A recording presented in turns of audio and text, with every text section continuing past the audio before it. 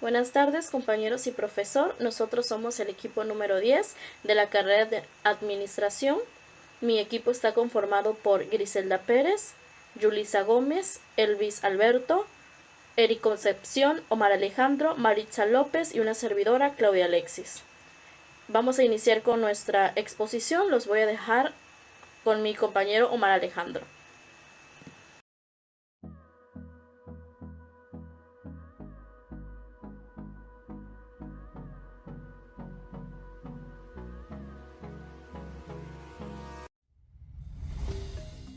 Bienvenidos a un recorrido profundo por el mundo de la evaluación del desempeño en recursos humanos, una materia que está tomando relevancia no solo en España, sino también en el resto del mundo. Hablaremos un poco de por qué esta materia está tomando mucha relevancia hoy en día y también su impacto en la gestión de recursos humanos. Para evaluar el correcto desempeño de un trabajador, se debe tomar en consideración tres elementos que considero son importantes, puesto que el trabajador debe de tener objetivos claros, competencias dentro de la empresa y retroalimentación por parte de los jefes constantemente para que ese trabajador sepa correctamente cuáles son sus procedimientos que va a llevar a cabo dentro de la empresa. La razón de estos sistemas de evaluación es debido a que esto nos proporciona a nosotros como empresa la manera de saber si cada uno de nuestros trabajadores está rindiendo de manera efectiva.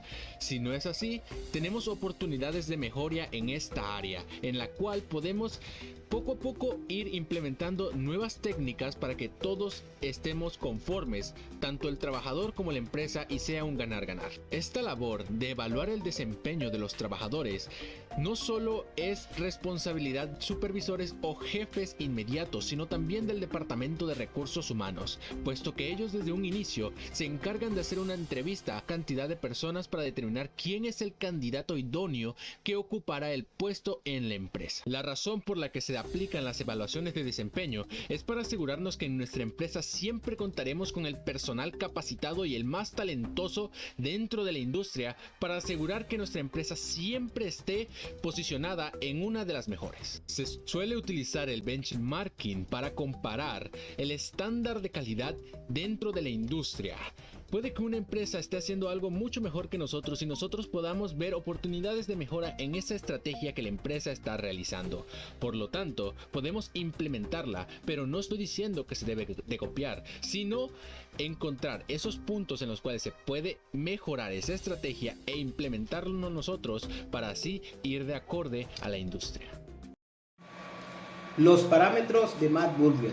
Los restaurantes de alimentos rápidos ubicados en las zonas de Montevideo, Uruguay, derivan del más del 70% de sus ingresos hasta el mediodía, cuando los oficinistas de las inmediaciones hacen una pausa para la labor diaria para comer. La compañía Mad Burger tiene 7 grandes restaurantes en el centro de la ciudad. Mediante los estudios de tiempos y movimientos llevados a cabo por un ingeniero industrial, se han logrado determinar parámetros objetivos que permiten una medición confiable de la labor del personal. Seguimos con los parámetros de desempeño. Estos parámetros se imponen desde afuera de la empresa con un modelo preestablecido, sino que van construyendo de acuerdo con la realidad y la necesidad productiva de la organización. Los parámetros, en todo caso, deben estar siempre dentro de la posibilidad de alcanzarse para que un sistema de mediación sea idónea.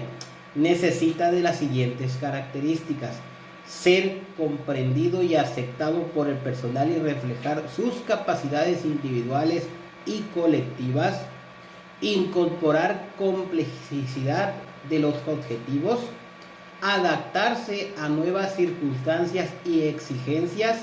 Esto lo pudimos notar durante la pandemia COVID-19, cuando las empresas necesitaban adaptarse al nuevo modelo de requerimiento de las personas, de los mandatos de gobierno.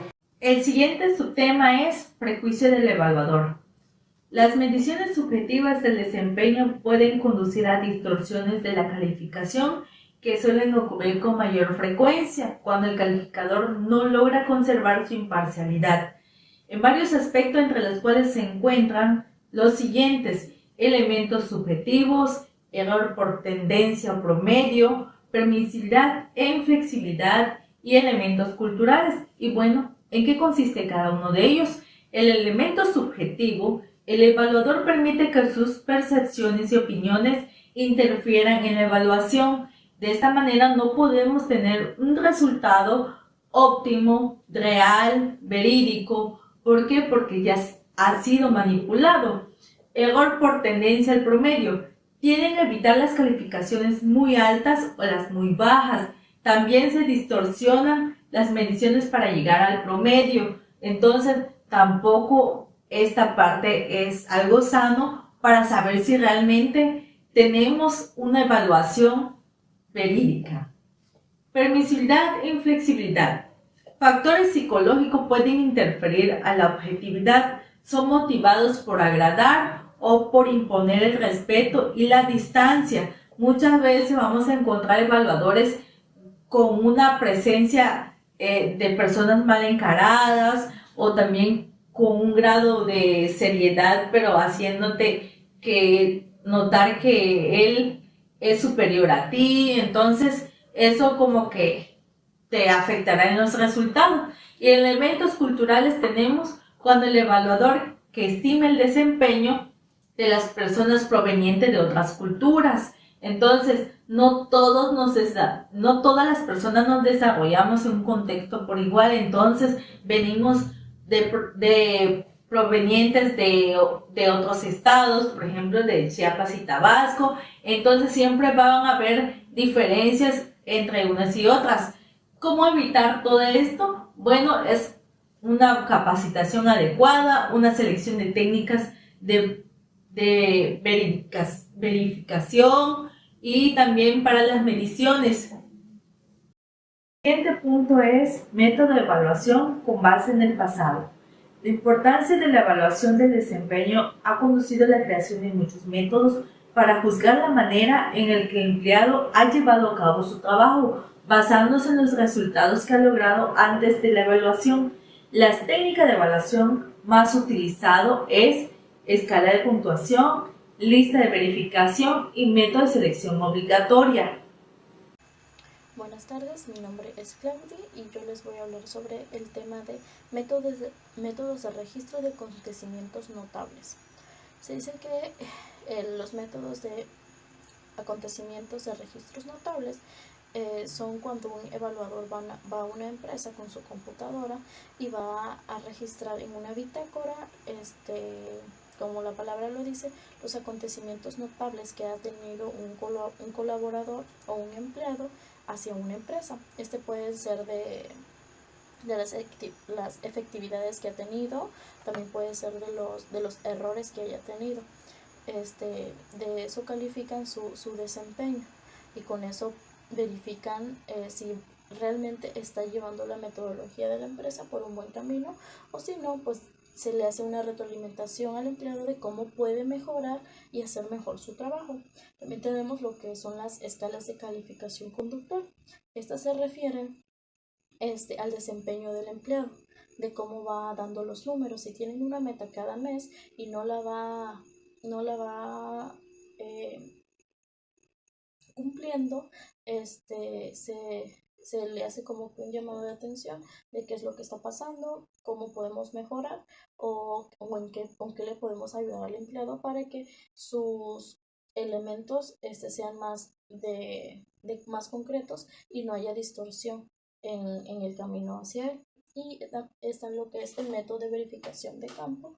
Esto es cuando le van a dar una premiación o le van a dar un reconocimiento a un empleado, como que piden puntuajes a sus supervisores de cómo ha sido el desarrollo de un cierto tiempo, vamos a suponer de enero a junio, cómo se ha presentado el empleado o cómo han sido sus metas, si las ha logrado, no las ha cumplido. Y aquí entra lo que es el factor humano, ayudar a lo que son los supervisores, a los jefes directos, para darle una puntuación al empleado, si va de manera correcta o no va de manera correcta. Esto lo hacen algunas empresas, no todas, que le dan un reconocimiento al empleado por ser el mejor del mes, por así decirlo, e ir cumpliendo sus metas lo mejor que pueda. Proseguimos con el tema de los métodos de evaluación con base al desempeño futuro. En esta nos dice que esto estudia principalmente la capacidad del empleado para alcanzar su objetivo. Podemos ver 6 técnicas básicas dentro de este tema. Por ejemplo, las autoevaluaciones, que es la primera. En las autoevaluaciones en general es la que evalúa el rendimiento del empleado. Como es obvio, puede utilizarse en el enfoque, ya sea el enfoque que está orientado hacia el pasado o hacia el futuro. Sin embargo, el aspecto más importante de las evaluaciones radica en la participación del empleado y su proceso de mejoramiento. El segundo podemos ver que es la administración por objetivo. Este modelo de evaluación mide que se cumpla con las metas establecidas dentro de la organización. Vigila periódicamente el desempeño de los empleados con el fin de retroalimentar sus esfuerzos. Tiene un proceso que consta de 3 etapas. La primera que se fijan los objetivos y cómo éstas se desarrollan, es decir, qué métodos, qué herramientas utilizarán, quién o quiénes lo utilizarán. La segunda meta, se realiza una revisión de desarrollo de los objetivos para ver si las acciones se están desempeñando como se habían acordado o si se requiere de algún ajuste. La tercera, la etapa final, se lleva a cabo a la evaluación y se observa si se cumplieron o no se cumplieron y qué tanto se acercaron hacia la meta. La número 3, que son las evaluaciones psicológicas. Esto es una plática más, así consiste en una entrevista a profundidad con pláticas de los supervisores, con exámenes psicológicos. Esto evalúa el potencial y su característica del individuo, como emocionales, motivacionales, entre otras. La 4 son los métodos de centro de evaluación. Son una forma muy estandarizada para la evaluación de los empleados, que se basa en tipos múltiples de evaluaciones y múltiples evaluadores. En esta técnica se suele utilizar para grupos gerenciales de nivel intermedio que muestran gran capacidad para el desarrollo futuro. En esto a los empleados les asignan una tarea para que ellos puedan cumplir con su objetivo de, por ejemplo, cómo ellos se desarrollarían, cómo ellos lograrían una respuesta para alguna situación. Por ejemplo, nos dice que para seleccionar a un candidato ideal para un puesto directivo. Este método permite evaluar tanto el pasado del potencial y el progreso de una persona. El número 5 son los métodos por concepto, de escalas gráficas o por concepto. En esta escala gráfica es un método que evalúa el desempeño de los integrantes mediante los factores de evaluación previamente definidos y graduados. En este método se utilizan instrumentos matemáticos y estadísticos. Se mencionan 3 muy importantes, que son las escalas gráficas continuas, las escalas gráficas semicontinuas y las escalas gráficas discontinuas. Por último, vemos el sistema de evaluación de 360 grados. En esto participan todos, permite encontrar con una visión más compleja que va más allá de tan solo 1 o 2 opiniones al recibir un feedback de múltiples fuentes. Se obtiene un panorama integral que cada empleado pueda comprender las áreas que se necesitan desarrollar. Se llama 360 grados porque todos en general pueden dar sus opiniones, todas las personas que estén a su alrededor. Recursos Humanos en Acción Médicos Sin Fronteras. La Organización Internacional Médicos Sin Fronteras se especializa en el envío de personal médico de emergencia a zonas que hayan sido afectadas por un fenómeno natural, como un terremoto o un incendio de grandes proporciones, o que hayan sufrido los efectos de un conflicto armado, ya que pueden operar en condiciones de riesgo personal, se desenvuelven bien bajo presión, tienen la capacidad de negociar en situaciones de urgencia y han desarrollado un intenso sentido de equipo y lealtad hacia sus subordinados. Recursos humanos en acción CIEMEX. Invierte en su banco de talento. El trabajador es sometido a pruebas de evaluación del rendimiento después de haber sido validado por su jefe inmediato.